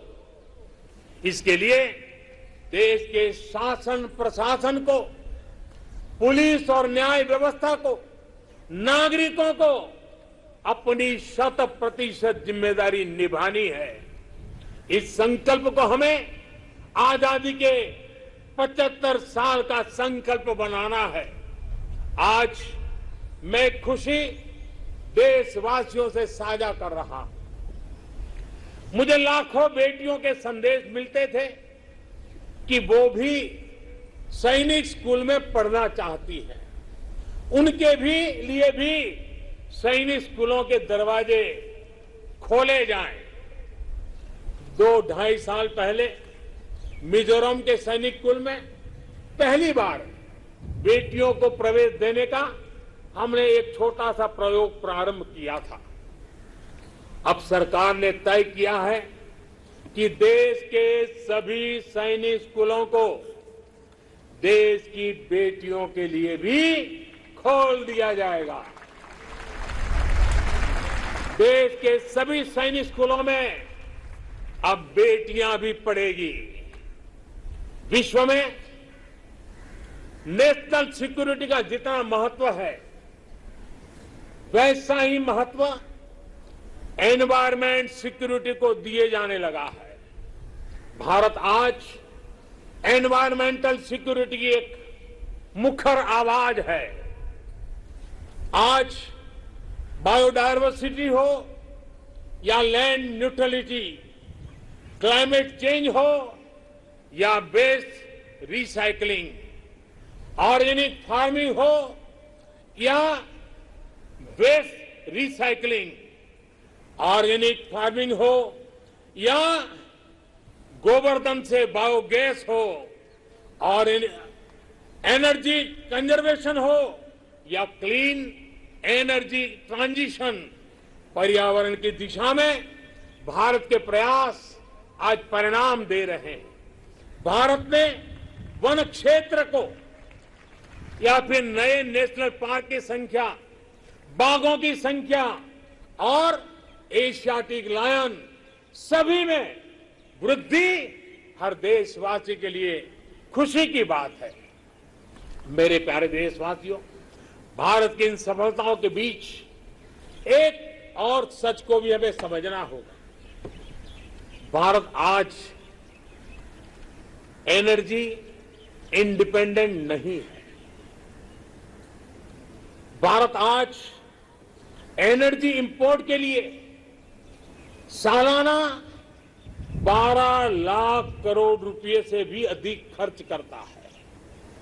भारत की प्रगति के लिए, आत्मनिर्भर भारत बनाने के लिए भारत का एनर्जी इंडिपेंडेंट होना समय की मांग है, अनिवार्य है। इसलिए आज भारत को यह संकल्प लेना होगा कि हम आजादी के 100 साल होने से पहले भारत को एनर्जी इंडिपेंडेंट बनाएंगे। और इसके लिए हमारा रोड मैप बहुत स्पष्ट है। गैस बेस्ड इकोनॉमी है, देश भर में सीएनजी पीएनजी का नेटवर्क हो, 20% इथेनॉल ब्लेंडिंग का टारगेट हो। भारत एक तय लक्ष्य के साथ आगे बढ़ रहा है। भारत ने इलेक्ट्रिक मोबिलिटी की तरफ भी कदम बढ़ाया है और रेलवे के 100% इलेक्ट्रिफिकेशन पर भी काम तेज गति से आगे बढ़ रहा है। भारतीय रेलवे 2030 तक नेट जीरो कार्बन एमिटर बनने का लक्ष्य रखा है। इन सारे प्रयासों के साथ ही देश मिशन सर्कुलर इकोनॉमी इस पर भी बल दे रहा है। हमारी व्हीकल स्क्रैप पॉलिसी इसका एक बड़ा उदाहरण है। आज G20 के जो देशों का समूह है, उसमें भारत एकमात्र देश ऐसा है जो अपने क्लाइमेट गोल्स को प्राप्त करने की दिशा में तेजी से आगे बढ़ रहा है। भारत ने इस दशक के अंत तक रिन्यूएबल एनर्जी के 450 गीगावाट का लक्ष्य तय किया है। 2030 तक 450 गीगावाट। इसमें से 100 गीगावाट के लक्ष्य को भारत ने तय समय से पहले हासिल कर लिया है। हमारे ये प्रयास दुनिया को भी एक भरोसा दे रहे हैं। ग्लोबल स्टेज पर इंटरनेशनल सोलर अलायंस का गठन इसका बड़ा उदाहरण है। भारत आज जो भी कार्य कर रहा है उसमें सबसे बड़ा लक्ष्य है जो भारत को क्लाइमेट जंप देने वाला है, क्लाइमेट के क्षेत्र में क्वांटम जंप देने वाला है, वो है ग्रीन हाइड्रोजन का क्षेत्र।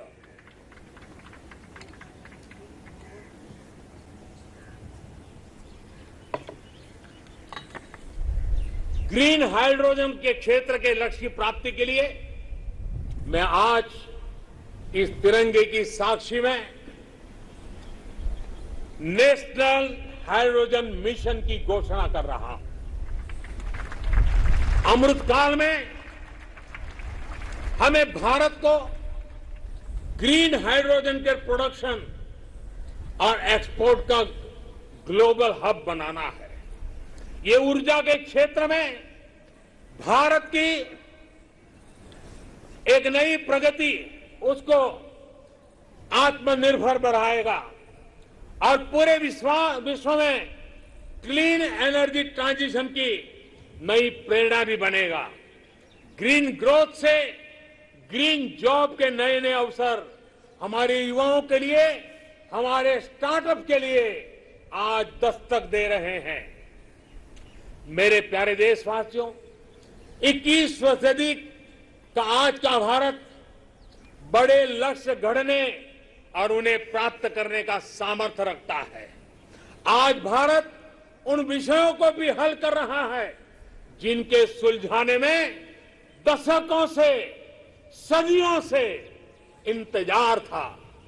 आर्टिकल 370 को बदलने का ऐतिहासिक फैसला हो, देश को टैक्स के जाल से मुक्ति दिलाने वाली व्यवस्था, जीएसटी हो, हमारे फौजी साथियों के लिए वन रैंक वन पेंशन का निर्णय हो, राम जन्मभूमि केस का शांतिपूर्ण समाधान, ये सब हमने बीते कुछ वर्षों में सच होते देखा है।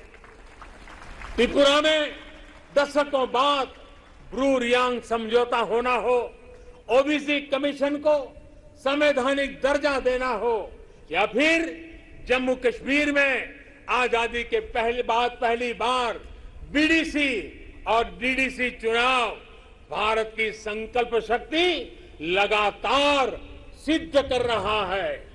आज कोरोना के इस दौर में भारत में रिकॉर्ड विदेशी निवेश आ रहा है।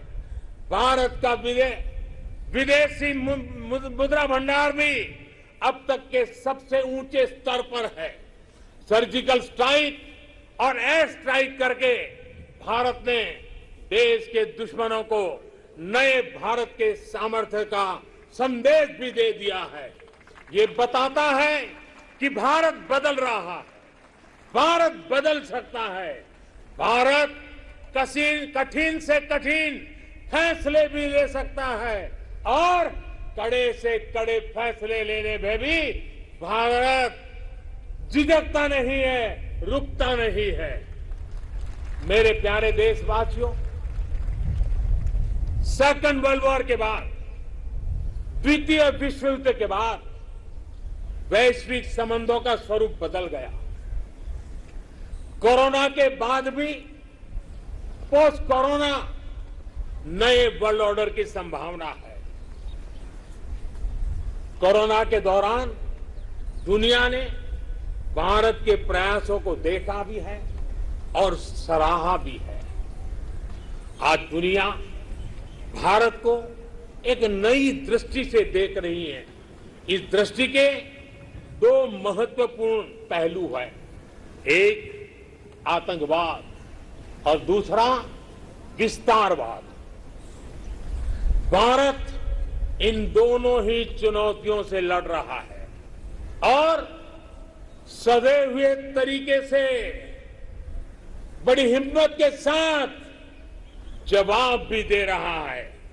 हम भारत अपने दायित्वों को सही तरीके से निभा पाए, इसके लिए हमारी रक्षा तैयारों को भी उतना ही सदृढ़ रहना होगा।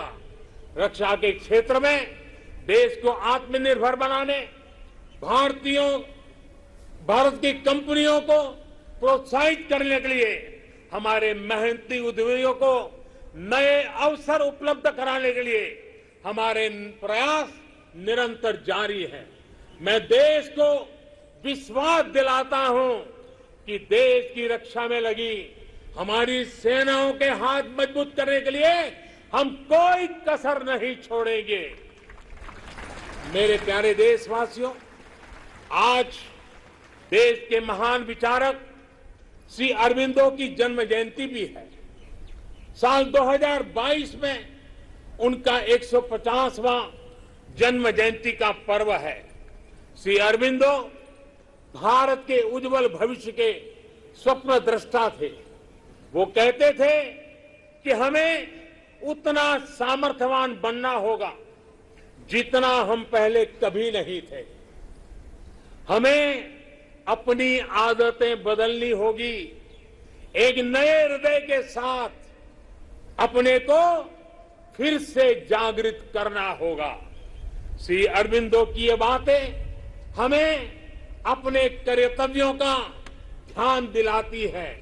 एक नागरिक के तौर पर, एक समाज के तौर पर हम देश को क्या दे रहे हैं, ये भी हमें सोचना होगा।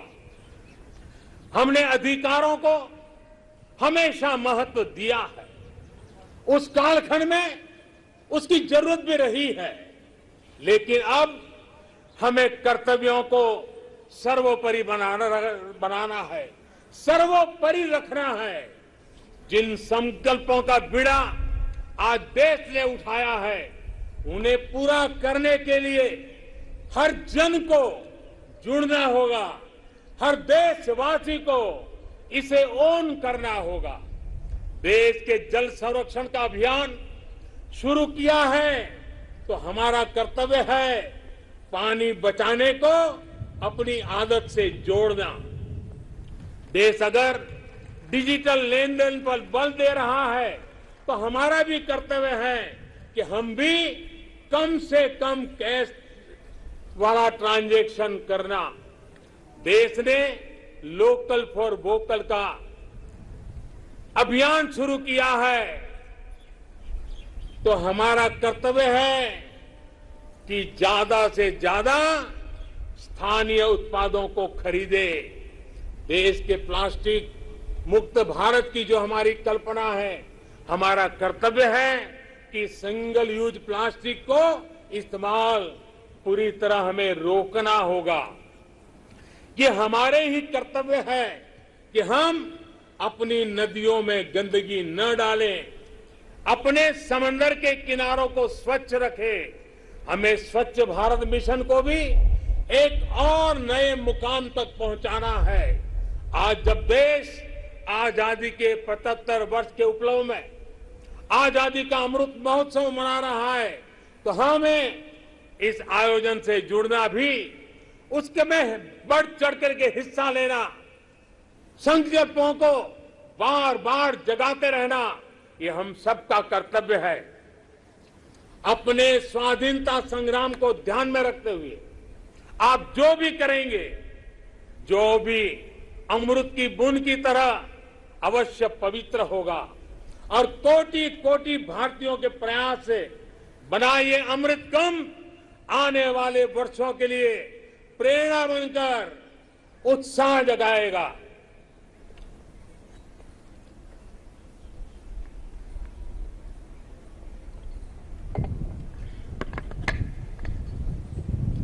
मेरे प्यारे देशवासियों, मैं भविष्य दृष्टा नहीं हूं। मैं कर्म के फल पर विश्वास करता हूं।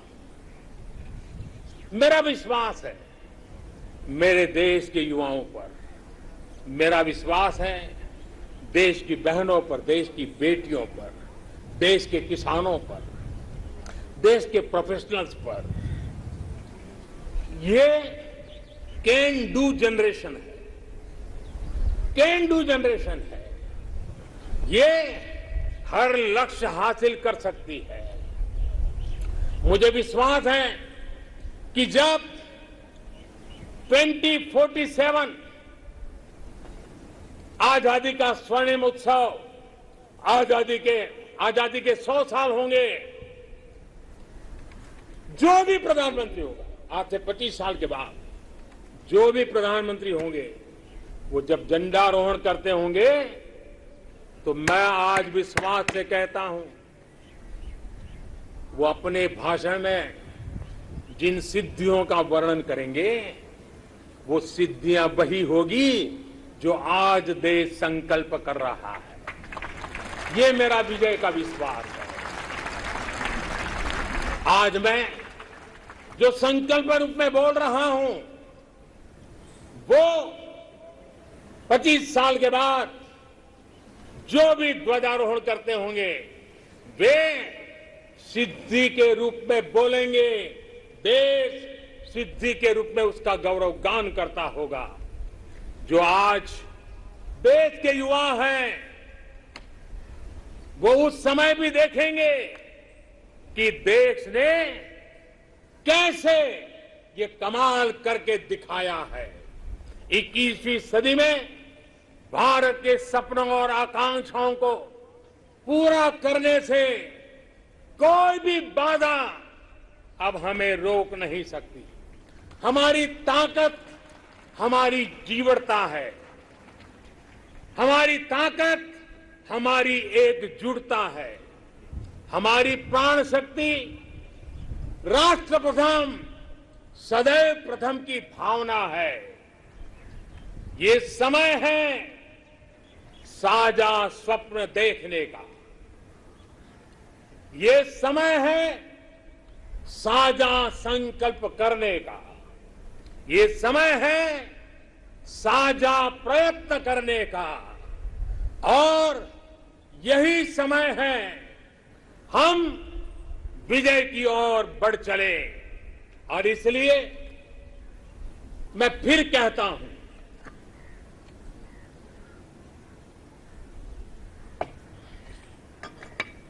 और इसलिए मैं फिर कहता हूं, यही समय है, यही समय है, सही समय है, भारत का अनमोल समय है। यही समय है, सही समय है, भारत का अनमोल समय है। असंख्य भुजाओं की शक्ति है, असंख्य भुजाओं की शक्ति है। हर तरफ देश की भक्ति है, असंख्य भुजाओं की शक्ति है, हर तरफ देश की भक्ति है। तुम उठो तिरंगा लहरा दो, तुम उठो तिरंगा लहरा दो, भारत के भाग्य को फहरा दो, भारत के भाग्य को फहरा दो। यही समय है, सही समय है, भारत का अनमोल समय है। कुछ ऐसा नहीं, कुछ ऐसा नहीं जो कर न सको, कुछ ऐसा नहीं जो पा न सको। तुम उड़ जाओ, तुम उड़ जाओ, तुम जुट जाओ। सामर्थ्य को अपने पहचानो, सामर्थ्य को अपने पहचानो, कर्तव्य को अपने सब जानो, कर्तव्य को अपने सब जानो। यही समय है, सही समय है, भारत का अनमोल समय है। जब देश आजादी के 100 साल पूरा करेगा, तो देशवासियों के लक्ष्य यथार्थ में बदले, मेरी यही कामना है। इन्हीं शुभकामनाओं के साथ सभी देशवासियों को 75वें स्वतंत्रता दिवस की मैं फिर एक बार बधाई देता हूं और मेरे साथ हाथ ऊपर करके बोलेंगे, जय हिंद, जय हिंद, जय हिंद, वंदे वंदे वंदे, भारत माता की, भारत माता की, भारत माता की। बहुत बहुत धन्यवाद।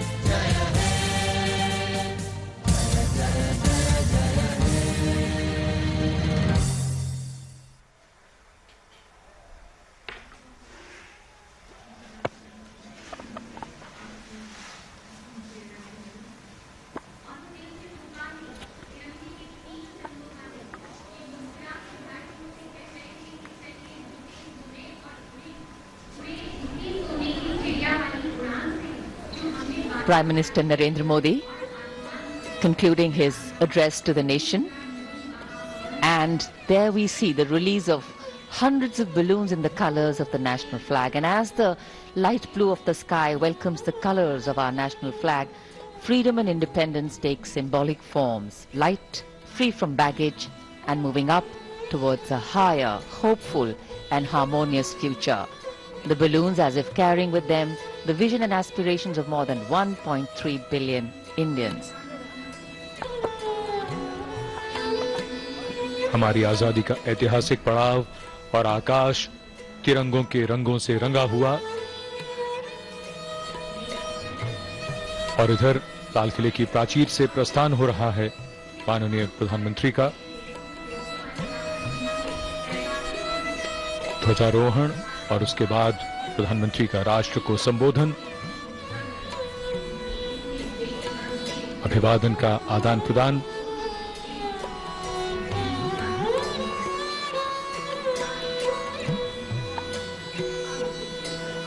इस तरह के आयोजन और उनमें कोरोना प्रोटोकॉल्स का पूरी तरह के साथ पालन किया गया। आमंत्रित अतिथियों की संख्या, उनके बैठने की व्यवस्था, सब कुछ बड़ी बारीकी से ध्यान रखा जाता है। और अब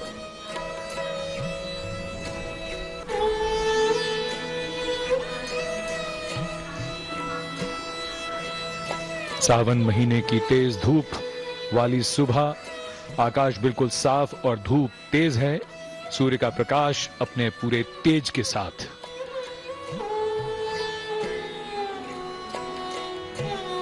इस समारोह के आयोजन की जिम्मेदारी मुख्य रूप से रक्षा मंत्रालय की है। आज यहां ओलंपिक खिलाड़ियों के साथ साथ कोरोना वॉरियर्स भी मौजूद हैं।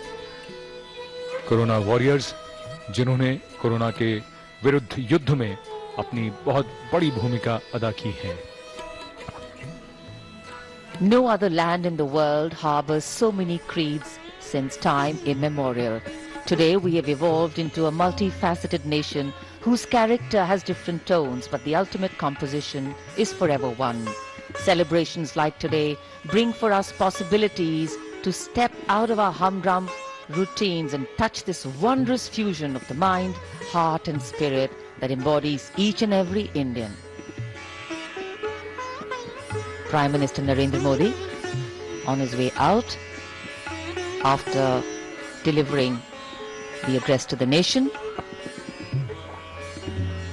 माननीय प्रधानमंत्री श्री नरेंद्र मोदी ने लाल किले की प्राचीर से अपने संबोधन में देश के समक्ष जो प्राथमिकताएं हैं उनका रेखांकन किया, जो चुनौतियां हैं उनसे भारत ने किस तरीके से पार पाया है और कैसे आगे आने वाले समय में हमें चुनौतियों का डटकर सामना करना है, इसका उल्लेख किया। साथ ही ओलंपिक खेलों में, अंतर्राष्ट्रीय प्रतियोगिताओं में जिन खिलाड़ियों ने भाग लिया, भारत का नाम रोशन किया, पदक जीता या नहीं जीता, लेकिन खेलों में भाग लिया, पूरे संकल्प के साथ प्रदर्शन किया, उनकी मुक्त कंठ से सराहना की है।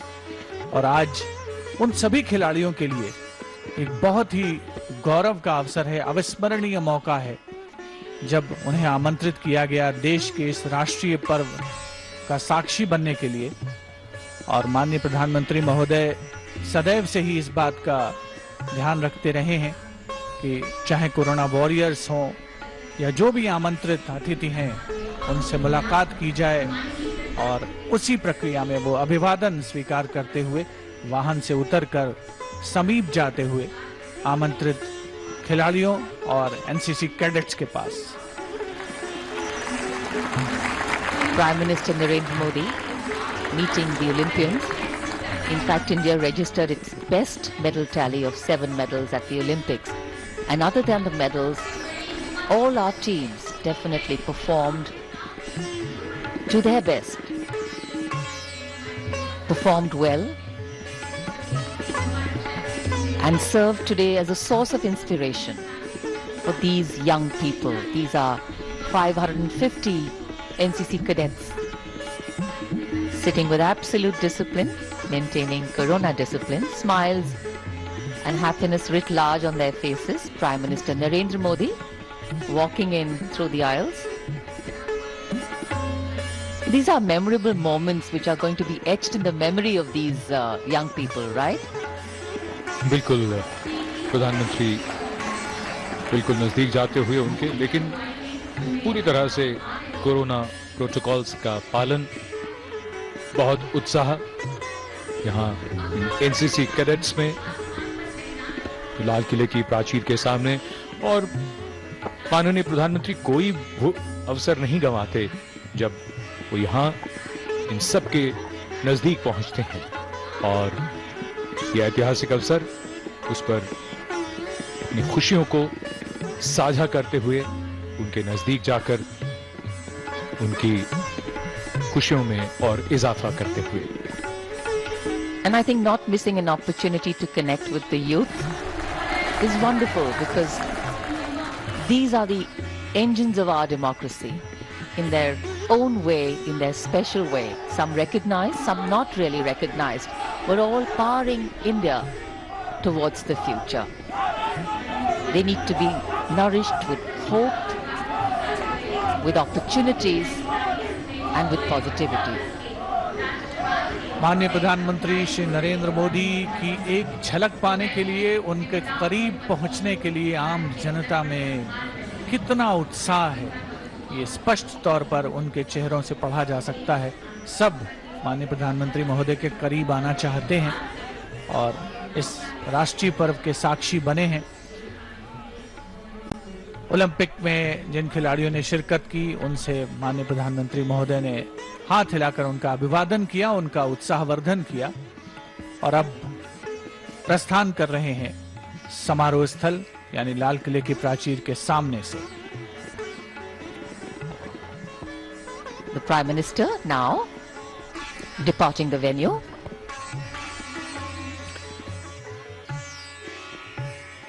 ओलंपिक खिलाड़ी, वो चेहरे, वो नाम जो अब सब जानते हैं, देश का गौरव हैं।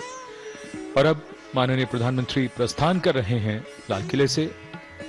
हर्ष का नव उत्कर्ष, आजादी के 74 वर्ष, आजादी के अमृत महोत्सव को एक यादगार अवसर बनाते हुए देश के कोने कोने से भारतवासियों ने राष्ट्रगान में अपनी आवाज मिलाई है।